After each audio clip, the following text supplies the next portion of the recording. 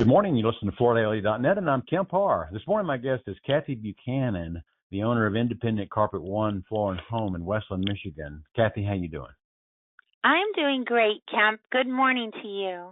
It's been a while since we caught up. I think it was at the winter meeting. You're up there just west of Detroit. How's business? Kemp, I'd love to start on a positive note and say that business is flourishing, but I think very similar to across the nation, it has flattened out. But it's June, it's July. People are celebrating graduations and weddings, and they're finishing up school. So I don't think they're so focused on the interior aspect of their home. I'm just chalking it up for summer months, if that makes sense. We had like a really crummy January and February, I'm not going to lie, and crummy is a nice word. But March, towards the end of March and April were just off the chart. We had a stellar April, so it's crazy. The first of the year spurred back up with April and May, and we wound up with positive numbers. But then towards the middle of May and then the whole month of June, it's flattened out. So we're kind of level for the year.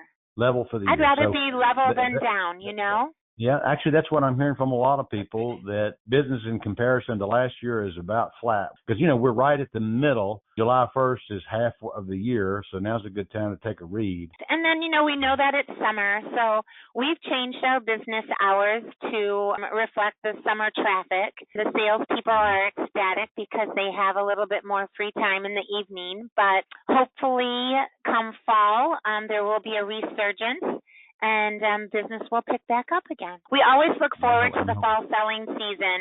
Karastan always has their fall national sale, which is so exciting here in our store. Now that we are a Kiva dealer, there's also a coordinating fall selling season. So we're very optimistic about September, October, and November. How is the Kiva addition that you did to your store? Besides adding such beauty to our showroom, we have an amazing designer that I can't speak highly enough. He has brought in some great contractors from where she was and the connections that she has. She's presently working on 9 very large projects. It's project time, so a lot of people aren't focused on creating their kitchens or their baths because it's summer and they're outside, but it's the preparatory work that's taking place right now. I'm very proud of what we've accomplished since March, and I'm very optimistic about the future with Kiva. You say you're flat to last year, but you've added this diversity to your mix. How would business have been if you hadn't added K-Biz? So true. We probably would have been down because Michelle's numbers have been wonderful. In 4 months, she's written over $250,000 worth of business. And we don't install. So that $250 worth of business is actual product. There's no installation numbers involved in that. So I'm very proud of her. All right, so back to flooring for a minute. Tell us what's selling, what price points are moving right now. People are making a proper investment. So they are investing in better product, higher price points, longevity, performance.